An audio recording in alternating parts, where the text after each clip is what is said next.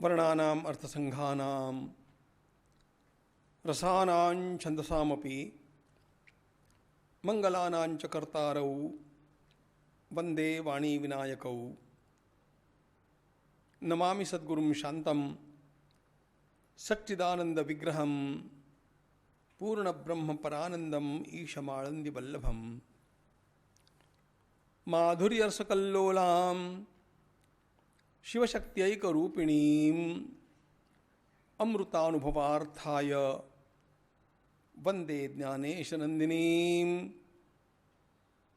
योगेन चित्तस्य पदेन वाचां मलं शरीरस्य च वैद्यकेन योपाकरोत्तं प्रवरं मुनीनां पतंजलिं प्राञ्जलिरानतोऽस्मि। शेषावतार भगवान पतंजलि महाराज ने जो दिव्य योग शास्त्र हम लोगों को प्रदान किया, उसके समाधि पाद का अवलोकन हम लोग ने किया और साधन पाद में प्रवेश भी कर लिया।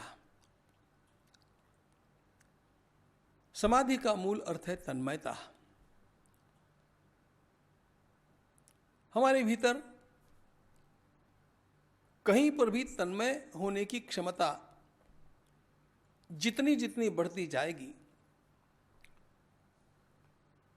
उतना उतना हमारा अंतःकरण समाधि के लिए योग्य होता जाएगा। ऐसे सोच करके और कहीं इस प्रकार के भ्रम में मत आ जाना कि कहीं पर भी होने वाली तन्मयता समाधि होती है। वैसे हम लोगों को तन्मय होने का स्वभाव तो है ही। जो वस्तु हमें प्रिय लगती है उस वस्तु में हम तन्मय हो ही जाते हैं। छोटा बालक भी खिलौनों के साथ कितना तन्मय हो जाता है। यह तन्मयता समाधि सदृश लगती है लेकिन समाधि नहीं होती है। हम लोग दूरदर्शन के ऊपर, टीवी के पर्दे के ऊपर जो नृत्यादि देखते हैं हम तन्मय हो जाते हैं। क्रिकेट का मैच देखने में लोग कितने तन्मय हो जाते हैं। गोस्वामी जी महाराज ने तो मानो हम लोगों के स्वभाव का सारा ही रख दिया, यह कहते हुए कि कामही नारी पियारी जिमी लोभी प्रिय जिमी दाम। एक कामी व्यक्ति स्त्री में अत्यंत आसक्त होता है, तन्मय हो जाता है। लोभी व्यक्ति संपत्ति में आसक्त होता है, तन्मय हो जाता है। ध्यान ये रखना चाहिए कि ये तन्मयता समाधि जैसी लगने पर भी समाधि नहीं है। निरंतर इस बात का हम लोगों को भान होना चाहिए कि जड़ और चेतन का भेद हम लोगों को करना सीखना है। और बाहरी पदार्थों में होने वाली हमारी ये तन्मयता, यह हमारे चित्त को अधिकाधिक जड़ बनाती है। जड़ की आसक्ति जड़ बनाएगी। उसके कारण आने वाली मूढ़ता तमोगुण का परिणाम है। और जिस तन्मयता के लिए हम लोग प्रयास कर रहे हैं, जिस तन्मयता का शास्त्र हम लोग सीख रहे हैं, वह है चैतन्य में तन्मयता, आत्मस्वरूप में तन्मयता, ईश्वर तत्व में तन्मयता। ईश्वर में, आत्मस्वरूप में, चैतन्य में तन्मयता ही केवल समाधि है। ध्यान रखना। हम लोग इसका अभ्यास करने के लिए भगवान के स्वरूप के रूप में भी अनेक मूर्तियों को ग्रहण करते हैं। तो एकाध के मन में यह विचार आ सकता है कि ये पाषाण की प्रतिमा, ये काष्ठ की प्रतिमा अथवा ये चित्र जो मेरे सामने है, वो भी तो जड़ ही है। संत श्री गुलाबराव महाराज एक बड़ी सुंदर बात हम लोगों को बतलाते हैं, जिसमें मूर्ति पूजा का रहस्य है। हम मूर्ति की पूजा नहीं करते हैं, हम मूर्ति का आलम्बन लेकर के उस अदृश्य चैतन्य की, ईश्वर की पूजा करते हैं। और इसलिए वे कहते हैं कि जब जब भी आप पूजा करने के लिए बैठो तो पहला संस्कार ये करना, जड़त्वापसारण। जिस प्रतिमा का पूजन करने के लिए आप बैठे होंगे उनमें से जड़त्व को हटा देना। पाषाण प्रतिमा है तो पाषाणत्व को हटा देना, वहां पर साक्षात भगवान देखना।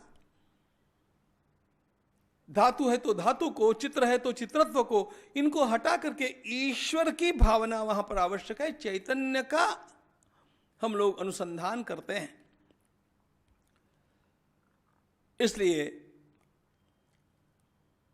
तन्मयता समाधि है, यह सत्य होने पर भी सही समाधि ईश्वर में, आत्म तत्व में अथवा चैतन्य में तन्मयता यह है। और इसीलिए हमने कल देखा था, जितनी जितनी तन्मयता हमारी ईश्वर में, आत्म तत्व में, चैतन्य में बढ़ेगी, उतना उतना हमारा चित्त अधिक स्फूर्तिमान होना चाहिए, क्योंकि उसमें से रज और तम घटते जाते हैं। वह भीतर से प्रकाशमान होना चाहिए, वह अपने आप शांत होते जाना चाहिए, उसके राग द्वेष घटने चाहिए, ईर्ष्या आदि बातें उसमें समाप्त होती जानी चाहिए।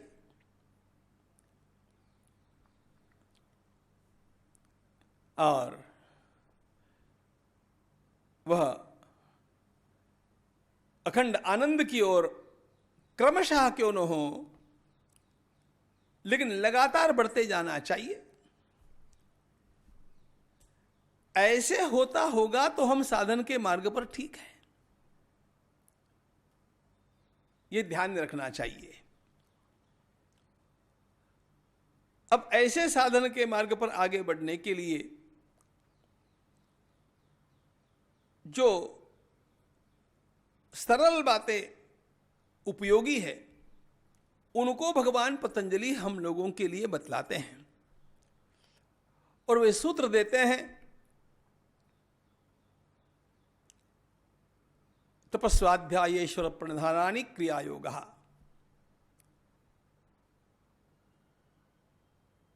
साधन पाद का यह पहला सूत्र है, तपस्वाध्यायेश्वर प्रणिधानानि क्रियायोगः, जिसमें वे क्रियायोग बतलाते हैं।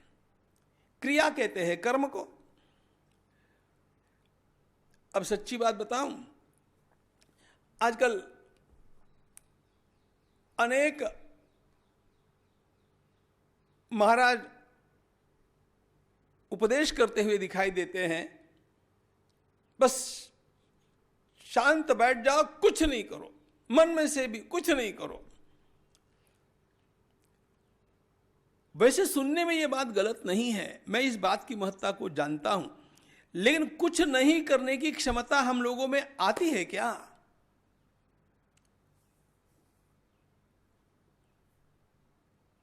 हम लोगों को कुछ तो भी किए बिना रहा नहीं जाता है। और इसलिए पहले ठीक से करना सीखना चाहिए, फिर अंतरंग से अक्रिय होने की क्षमता संवर्धित होती है। शरीर को अक्रिय कुछ समय के लिए बना करके बैठ जाना यह संभव है, क्योंकि शरीर स्थूल है। मन को अक्रिय करना बड़ा कठिन है, और आखिर में करना वो होता है। अब इस साधन पाद में भी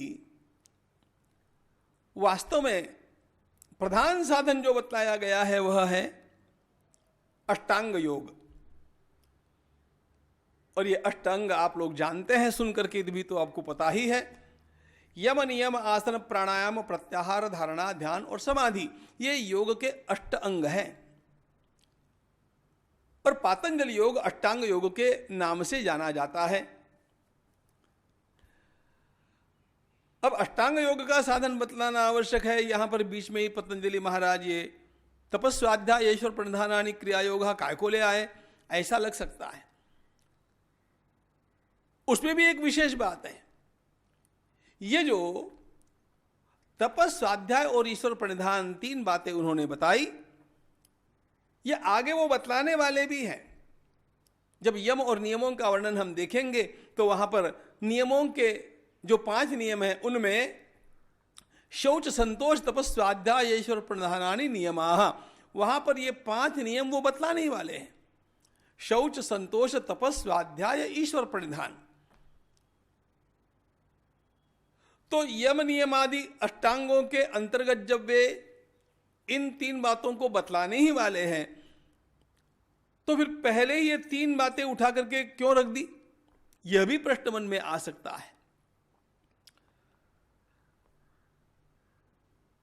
इन सब की संगति लगे बिना हम लोग उनके दृष्टिकोण को नहीं समझेंगे।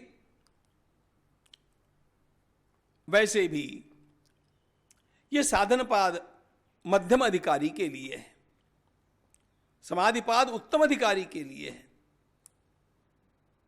साधनपाद मध्यम अधिकारी के लिए है। अधिकार यानी योग्यता, योग में प्रवेश करने की जिसकी मध्यम योग्यता है उसके लिए यह उपयोगी है। और उसमें भी आरंभ करते हैं तपस्वाध्याय ईश्वर प्रणिधानानि क्रिया योगा। इससे सिखाने की पद्धति ही ये होती है। सरल सरल बातें सिखाते सिखाते ही कठिन बातों तक किसी भी छात्र को पहुंचाया जा सकता है। और इसीलिए अष्टांग योग के अंतर्गत जो नियम हैं, उसके जो 5 नियम हैं उसमें से 3 नियमों को प्रधानता देकर के पहले ला करके भगवान पतंजलि ने रख दिया और उनको नाम दे दिया क्रिया योग। ये इसलिए कि हमें कुछ करना आसान लगता है, कुछ भी न करना कठिन लगता है। देखो, कुछ भी न करने के लिए शांत होकर के, स्थिर होकर के बैठ जाने के लिए बहुत बड़ी क्षमता की आवश्यकता है। यह सबके लिए सहज बात नहीं है। महाराष्ट्र के एक महान संत श्री गोंदवलेकर महाराज, उन्होंने सड़क पर पत्थर फोड़ने का काम करने वाले मजदूरों को उनके मंदिर के सामने से जाते हुए देखा। तो वे आपस में बात कर रहे थे, भाई हम लोगों को तो इतना काम करना पड़ता है, यहाँ तो लोग देखो माला लेकर के बैठे कुछ भी नहीं करते हैं और इनको खाना पीना तो मिलता है। महाराज चालाक थे। महाराज ने उन मजदूरों को बुलाया और कहा, आपको रोज कितनी मजदूरी मिलती है? अब वो 100 वर्ष पहले की बात है। उन्होंने कहा 2 आना मिलता है। महाराज ने कहा मेरे पास आपको 4 आना मिलेगा रोज। उन्होंने कहा काम क्या करना है? महाराज ने कहा सवेरे आइए फिर बताता हूं, लेकिन रोज 4 आना मिलेगा। आपको अन्यत्र जो मजदूरी मिलती है उससे दुगना मिलेगा। तो बड़े राजी होकर के वो मजदूर आकर के बैठे। महाराज ने सबके हाथ में एक माला दे दी और कहा कुछ नहीं करना है आपको, 6 घंटा केवल माला फेरना है और श्री राम जय राम जय जय राम करना है। उनको पहले तो लगा कि ये कितनी आसान बात है, क्योंकि उन्होंने वैसे ही ताना कसा था पहले दिन कि यहां पर तो लोग बैठे बैठे ऐसे ही माला फेरते हैं और भोजन करते हैं। अब जब उन मजदूरों को बैठा दिया तो जैसे तैसे आधा घंटा तो बैठ पाए, बाद में उनकी चुलबुलाहट शुरू हो गई, उनके लिए कठिन हो गया बैठना। आखिर एक दूसरे की ओर देखते देखते देखते उन्होंने 1.5 घंटे के बाद तो मालाएं महाराज के सामने रख दी और कह दिया, महाराज पत्थर फोड़ना आसान है, ये माला फेरना कठिन है। अभ्यास, इसका कारण अभ्यास है मित्रों। जिसको जिस प्रकार का अभ्यास हो जाता है उसे वही आसान लगता है। और उनको अभ्यासीयता, हम लोगों को भी चुप बैठने का अभ्यास कहां है। बैठ करके देखिए, कुछ मत कीजिए, आधा घंटा बैठिए शांति के साथ, सीधे होकर के बैठ जाइए, करके देखिए।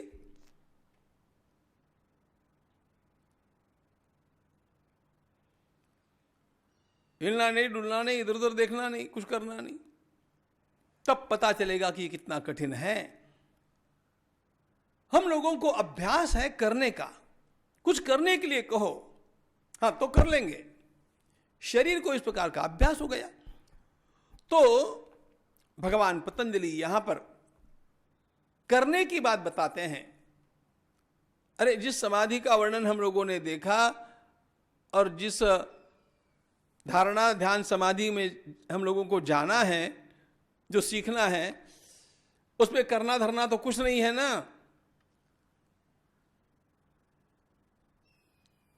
तो उस समय शांति से हमारा चित्त तन्मय होकर के हम लोग बैठ सके, ये योग्यता आने के लिए पहले कुछ करने की शिक्षा आवश्यक है। सांसारिक कामों से हट करके कुछ काम हम करेंगे तो सांसारिक कामों की ओर ध्यान न देते हुए भी कैसे इन बातों में रमा जाता है, इसके लिए हम सिद्ध हो जाएंगे, तैयार हो जाएंगे। इसलिए कहते क्रिया योग, पहले क्रिया योग। वैसे भी आपने श्रीमद् भगवद गीता में देखा होगा, भगवान छठे अध्याय में, जिसका कि नाम आत्म संयम योग है, जिसमें भगवान ने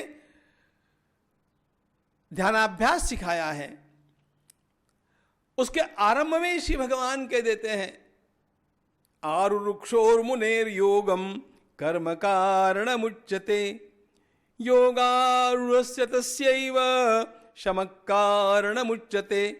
अर्जुन, सबसे पहले कर्म कारणमुच्यते। जो आरुरुक्षु है, जिसको योग के सोपान चढ़ना आरंभ करना है, उसे कुछ न कुछ करना ही सीखना चाहिए। उसके लिए कर्म ही साधन है। यह सही मार्ग है। इसलिए बतलाते हैं 3 बातें करो तो अपने आप अगली धारणा ध्यान समाधि आदि जो अत्यंत निगूढ़ बातें हैं, उनके लिए आप धीरे धीरे क्रमशः तैयार हो जाएंगे। तो 3 कौन सी बातें करो? तप, स्वाध्याय, ईश्वर प्रणिधानानि क्रिया योगा। नाम दिए हैं उन्होंने। तप करो, स्वाध्याय करो और ईश्वर प्रणिधान करो। इससे क्या होगा तो उसका फल भी बतला देते हैं आगे। समाधि भावनार्थ क्लेशतनु करणार्थश्च।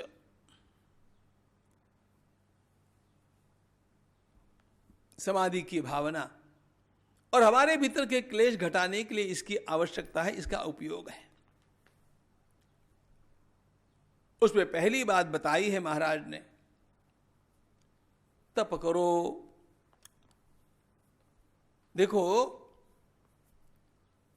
हमारी भारतीय संस्कृति जिस एक शब्द के ऊपर खड़ी है, फिर से कहता हूं, हमारी भारतीय संस्कृति, सारी वैदिक परंपरा जिस एक शब्द के ऊपर खड़ी है, वह शब्द है तप।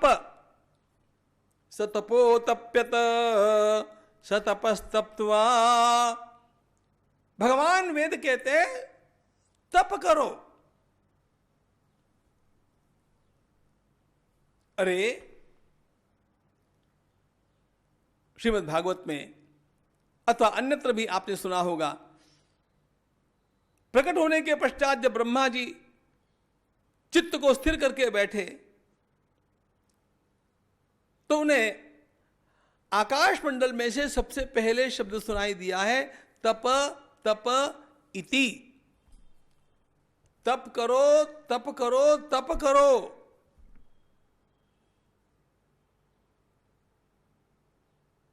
और ब्रह्मा जी ने तप के माध्यम से विश्व का सर्जन किया। क्या होता है तप, क्या होता है स्वाध्याय, और क्या होता है ईश्वर प्रणिधान? देखिए